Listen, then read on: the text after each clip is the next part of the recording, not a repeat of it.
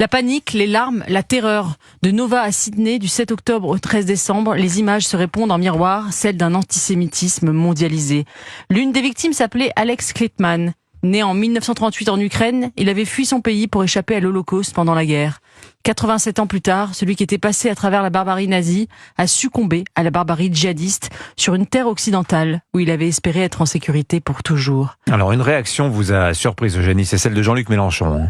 Oui, le patron de la France Insoumise a fait un tweet qui condamnait fermement cette attaque. Je cite « Ignoble terrorisme antisémite de masse ciblant la communauté juive réunie en fait. Le terrorisme est l'abomination mondiale de notre époque. » Alors notons qu'il ne va pas jusqu'à nommer l'origine islamiste de cet antisémitisme. Mais c'est tout de même un progrès puisque le leader de la France Insoumise n'a jamais prononcé le mot terrorisme au sujet du 7 octobre. Alors pourquoi les Juifs australiens mériteraient-ils davantage sa compassion que les femmes et les enfants israéliens massacrés le 7 octobre, en étant plus lisses, plus prudents, plus fréquentables? Et face à ce nouveau Mélenchon qui condamne les attentats, certains finiront peut-être par oublier le Mélenchon provocateur qui a soufflé pendant 2 ans sur les braises de l'antisémitisme. Pas moi.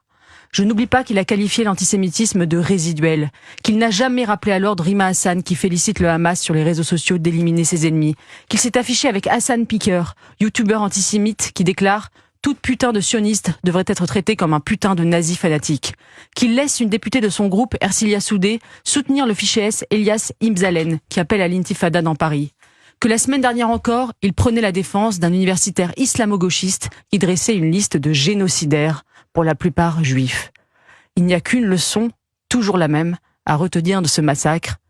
Dieu se rit des hommes qui déplorent les effets dont ils chérissent les causes.